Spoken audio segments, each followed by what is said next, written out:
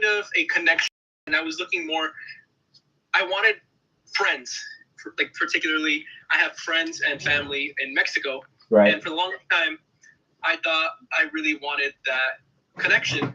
But once I made that connection, I truly realized that it didn't really fill my cup, and I kind of have this reoccurring pattern where I kind of desire something so deeply and I want it, Right. and then I kind of acquire or have it, and then I'm not feeling left empty, but the only way I can try to think about it is like, am I feeling like it's not enough? Am I feeling like it's not filling my cup?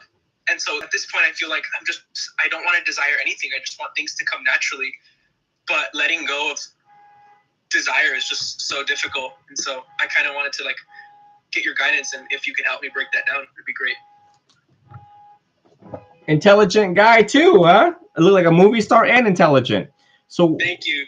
You say you were desiring friends? Well, it wasn't friends in particular. I have a cousin on my mother's side where I didn't really have the best relationship with them. And it wasn't a bad relationship, but I kind of wanted to make it become a friendship other than just a choice to have mutual respect as family.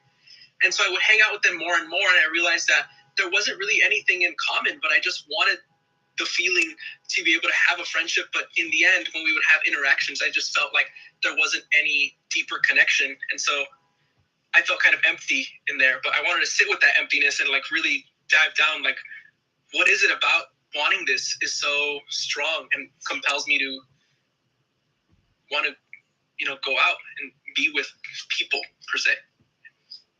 I'm still having trouble understanding. Is it a connection that you want back with a family member or people in general? People in general. Okay. And you don't know. I was just giving the example. Okay. And have you like been in the cave a little too long or something?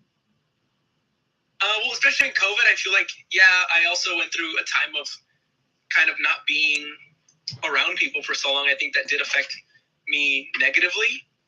But I'm at this point now where I'm just letting things happen naturally and not trying to force it. And like the only way I can explain it is like be in the Tao and be in the way and just not try to force things so much. But I want more guidance on what to do next, because it's cool to like let the world, the universe happen. But when you come from a culture of wanting to control so many things, it's kind of hard to put that urge aside. So I don't know what to do next. Run into the forest and meditate. No, I'm just kidding. No. So when it comes to choosing people, so we are social animals. We're not meant to be like, this bald-headed monk that, sit and not talk to people. And the only time I talk to people is when we're doing this. So you need to, first and foremost, how old are you this year? I'm 21. 21. Be wise to study psychology if you want to be around people, because you want to choose wise people who are relatively on the same path as you are spiritually, preferably. You don't want to hang out with fools. So we need to really fully understand and comprehend that hanging out with fools, they will think foolishly, they will do foolish things, they would recommend you to try weed, drugs, alcohol. When you look at Buddhism, you look at the precept: don't cheat, don't lie, don't kill, don't steal, refrain from sexual misconduct and intoxicating substance. Anyone who engages in that to the extreme level is not a wise person. That's first and foremost. So you have to use some metric systems of intelligence and psychology in measuring people so that you choose the correct, you want a good group. You don't want to hang out with 5 idiots because you're going to be the 6th. Exactly. You want to hang out with people who are intellectual, who are successful, who are, a go-getter, who are motivated, not lazy, not always thinking about cheating and so on. You want, when you look at the Noble Eightfold Path, you realize that you start screening people through the informed lens of the teachings of the Buddha. Yeah. And I think that's what's most difficult. It's like, it's so difficult to try to find people who are aligned with I'm going to use like very rudimentary buzzwords, but like aligned to their higher self, right? Mm. And it's kind of hard to find a community. I actually I'm located in Orange County, and there's a Buddhist temple near me, but I want to find more of a community. I think somebody in the comments said way before, they said, like, it's how do I get into this? How do I find a community? People who want to do better and are kind of focused on the same path. And as a college student, it's just so hard to find that, with also a balance of just being young as well and not really just only going so hard on, like, I guess, setting yourself too far into the forest, like you said. You're more advanced than people your generation, the Gen Zoomers. Most Gen Zoomers now, you'll be lucky if you can find one that is not high at the moment of encountering them. You know, heck, some of my students are like, what? So clearly you have unprecedented intelligence across social intelligence, emotional intelligence. Yeah, it's sometimes we feel like we're alone because we're looking at the world and we're like, dude, all you do is smoke weed. Dude, all you do is play games. All you do is use your parents' money. Well, what the hell's going on here? So choosing, you know, where you're at, Orange County, I would imagine there's a lot of monasteries there. Yeah, there's a lot. I need to find a community my age, and the common theme in my life. You know, I find it so important to kind of like reflect on what the common theme is, and like, I don't know if that would be like a karmic pattern. I don't know what the name of it is, but I notice I'm surrounded by a lot of older, wise people, and I really seek that type of guidance out of just who I am. And I really want to be aligned with my future self, the higher self, the person that I want to become, right? And so finding that community is really tough. But if you could leave a recommendation, or if you have like an online class or course, or even like, I don't know where you're located specifically. I just found you on my For You page one day. But I mean, something like that would really feed something deeper than just a momentary fleshly experience. So I used to have a Discord, but I don't have it anymore. I'm in the middle of trying to finish this book that was due 6 days ago, and I'm only 60% done. So I have terminated all of these programs, but what I did left behind was my YouTube channel, which has a whole library of teachings. Venerable Jidao, or Jidao Monk, on YouTube. And yeah, it is kind of hard because not a lot of people are seeking what you're seeking. So you're like, whoa. Like when I went this path, like when I was 14, I was the youngest one at the temple, and that remained that way for like 15 years. And I'm like, nobody my peers, nobody my age is in this monastery, and I was just left to investigate on my own. But it's sometimes it's a good thing to do on your own without distractions. It's extremely rare. It was rare during my days. I'm 35 now. Nonetheless, rare for you these days when public school doesn't teach them how to think deep, philosophical, meaning and purpose in life, of which is what you're headed towards. If you want to be a student, every week I check in with students to see where they're at. It's individual at this point in their investigation, curiosity, practice, and studies. So if you want, I can give you the books that we are engaging in, and you can start from there. I don't know any monasteries over there that I'm not very well informed about what's going on. You may need to walk in there in person and ask them whether or not what's going on. I've been trying to get fundings for a meditation center here where all of you young people can come, but no, not in this individualistic society. They don't want to give, so yeah. They don't know how to give. I totally understand that. I went to a meditation here in the city of Costa Mesa, and I mean, they used, I don't know if you're familiar with like plant medicines that the Amazonians use, like ayahuasca and mushrooms and all that stuff. And I think that has a place, but it kind of ruined the experience for me because I went to a meditation, a sound bath, which is just relaxing, really. I mean, there's no real empirical data or like a peer-reviewed journal that really talks about the healing. I'm sure it does, but that's not my place. My point is that they were offering all these psychoactive things to get into the meditation, and I'm like, okay, I respect it, but I don't feel like this is the only way. This isn't it sounds pious, but the purest way to just get into it, right? I think it's about breath work. I think it's about it's much more than that. And so it's really hard to find a community that's not just all about crystals and like really about the work, the inner work, and sitting with that discomfort, sitting with the self. And so I would love to be a part of that program that you have, or like the one-on-one, and I could read and report back. That'd be great. You're one in a million. You're one in a billion. I hope you come to that conclusion by the end of tonight, because not a lot of students, can make those statements that you just made. Yeah. So 2,566 years ago, the Buddha didn't run around with weed and passed out weed to people and say, "Hey, this is the way to enlightenment. Let's do it together." Yeah. Nor any other modalities. He taught meditation, the two primary types of meditation. And yet 2,566 years later, we still have saints running around, the highest level of spiritual attainment. So yeah, you're absolutely right. That's what I do. I mean, people don't see me smoking weed, and I'll submit to a drug test right now. And I have said multiple times, I consent to a warrantless search all day, every day. So, Absolutely. Any law enforcement officer can come by and be like, "Hey, piss in this cup, do it now." Well, okay, here you go. Yeah. Here's my DNA. And with full transparency, I don't steer away from, I've taken entheogens like mushrooms, and I've smoked weed before, but I feel like what's killing me is just, it's almost like I don't know how to say it, but the lifestyle of just go, go, go. I feel my soul just like yearning for like, this isn't the way, and I feel moved to just find a way out of this cycle, and not like a spiritual cycle, but more of like a physical cycle of going to the 9 to 5 and all that. And I'm all here for entrepreneurship and business and doing all that. But I think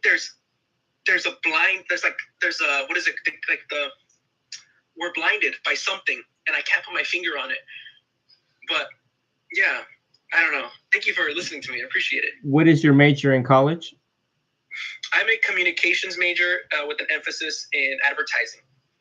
Oh, you'll make millions by the time you graduate. So I hope so, but I don't.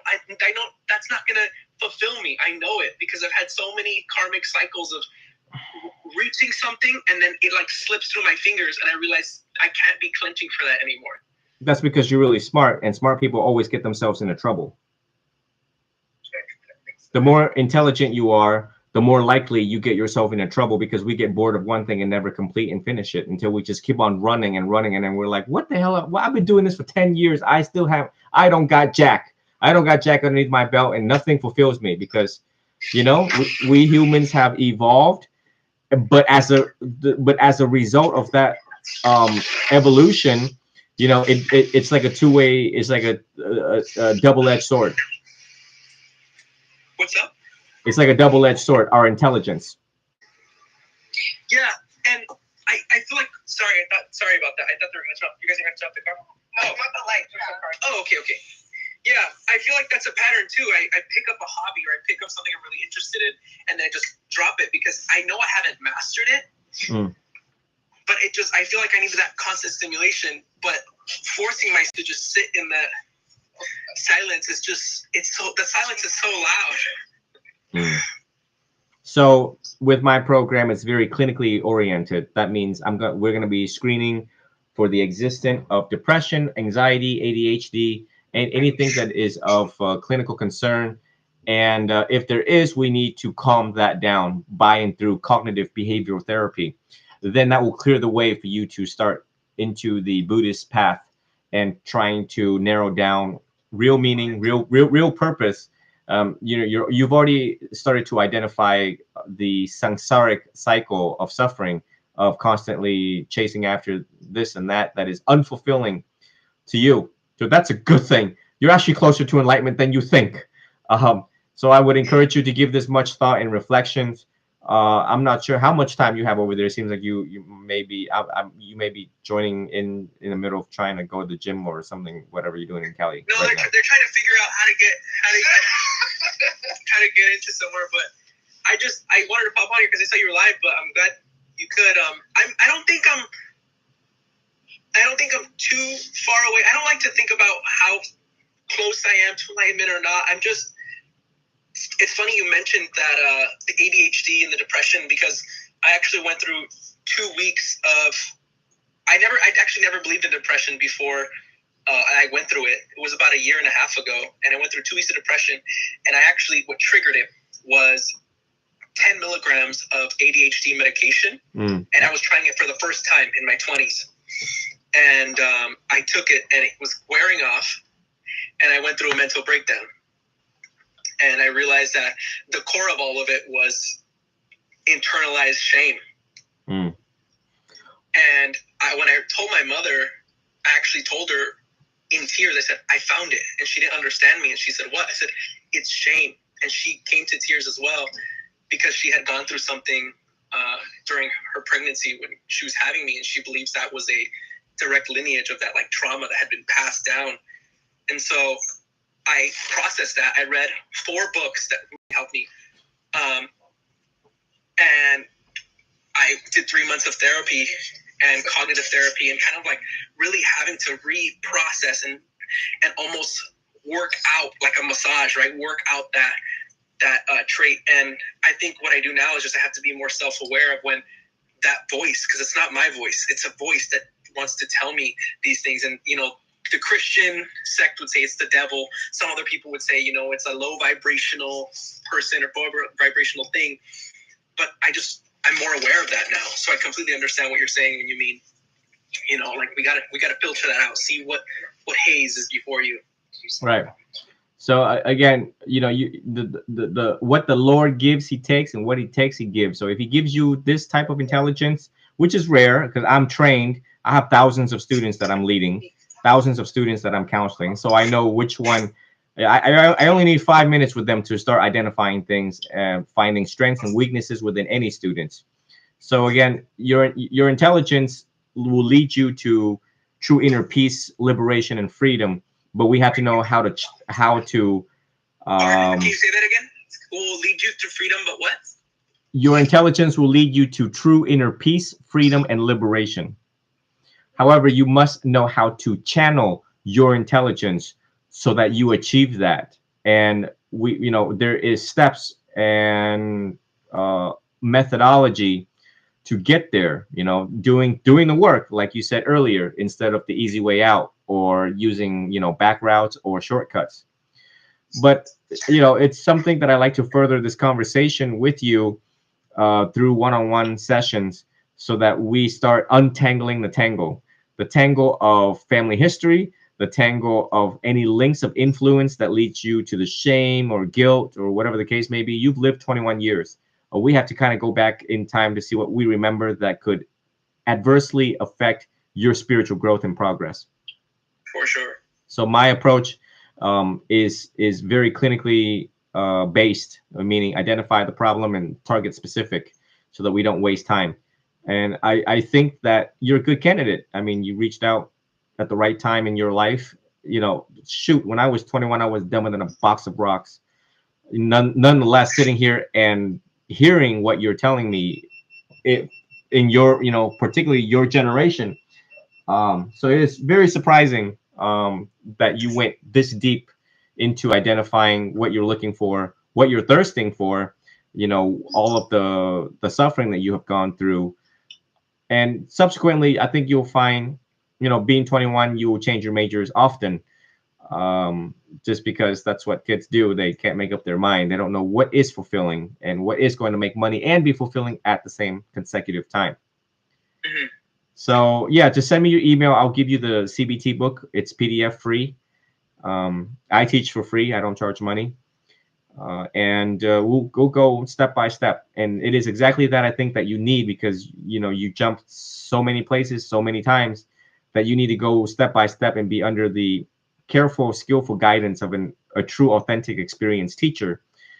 So that or else you're going to keep on running. You're going to keep on searching for the next teacher or whatever. And then when is it going to stop?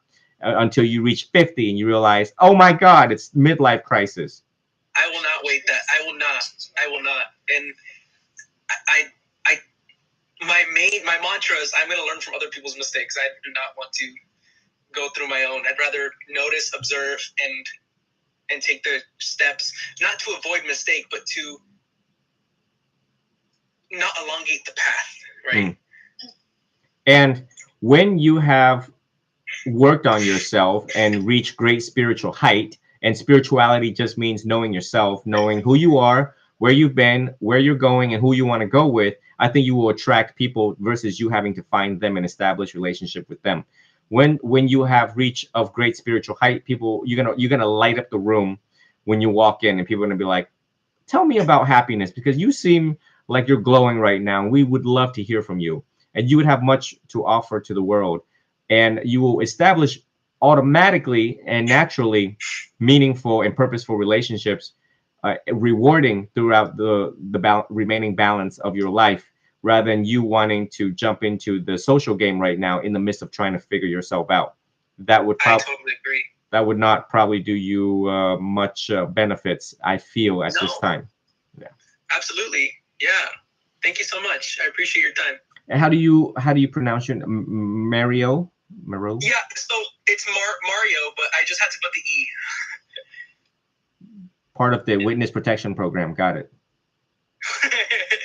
Yeah, I had to just put it there. So yeah, just send me your email and then we'll get started from there.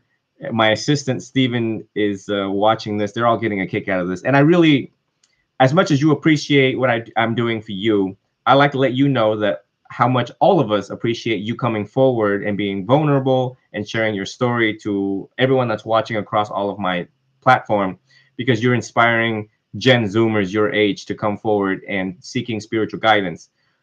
It's not easy, and I was very introvert when I was your age, so I commend you for that. And just keep going. You know, if you choose me as your teacher, I have no I have no problem in guiding you the right path towards success and everything. I used to be a CEO, you know, just all of that, everything about me, all of my biographies on my YouTube. So just just keep it up. Just don't violate the precepts and set yourself back. If you can Google 5 precepts later when you have time. Hey, thank you so much. Okay, take care. Likewise, I'll be emailing you soon. Alrighty, all right, take care. Have a good night. Bye bye.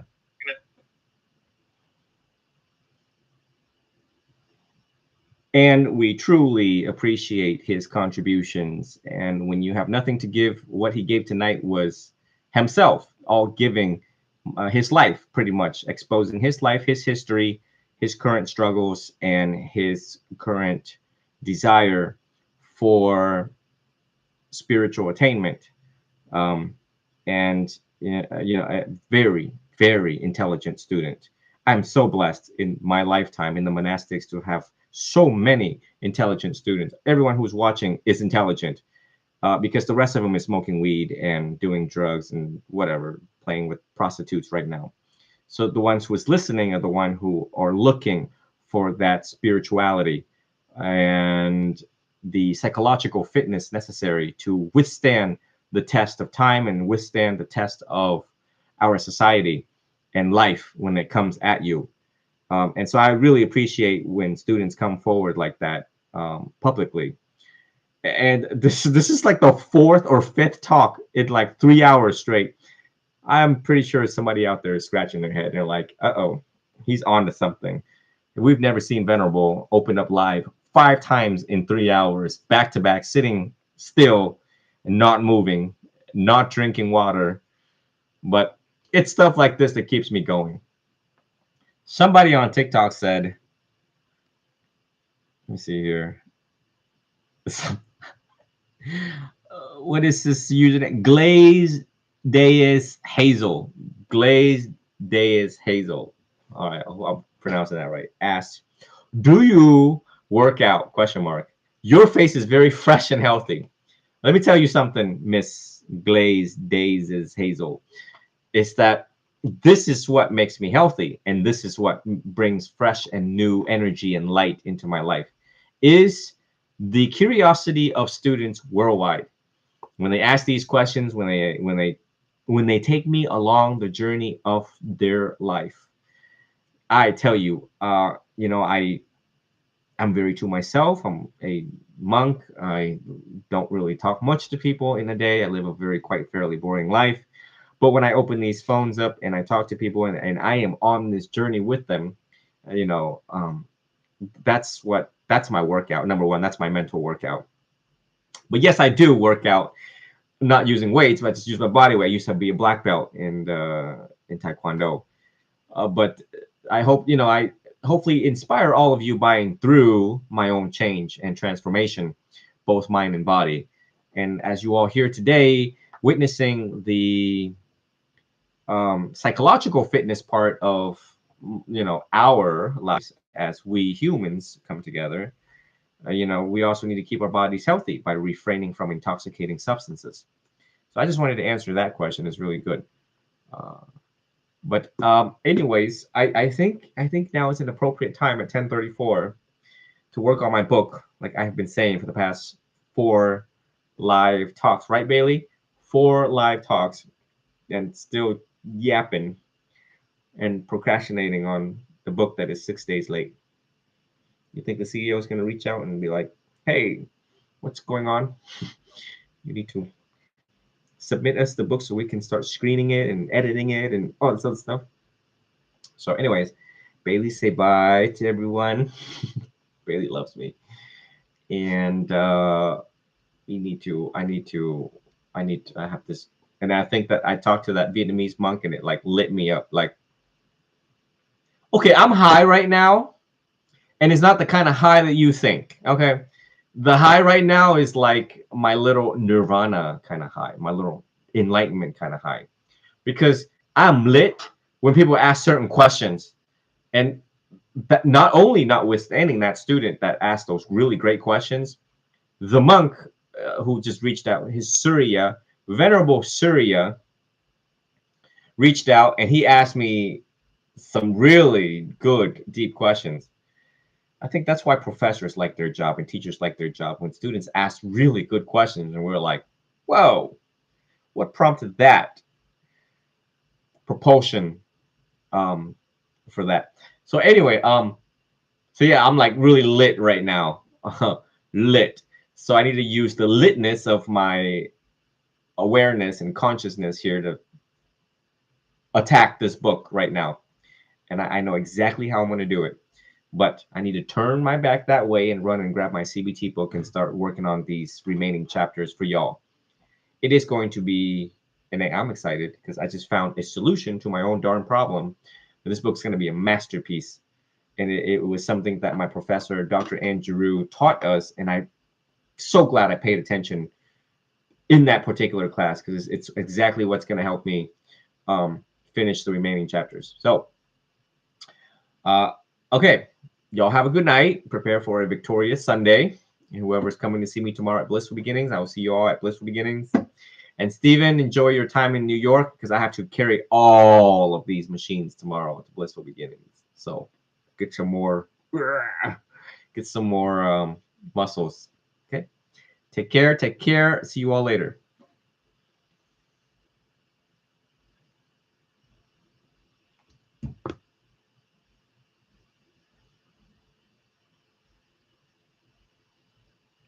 One-on-one session with intelligent student. Why does Siri always type it wrong? I said student. How did you get today with student, Siri? Man, everyone's getting intelligent except Siri.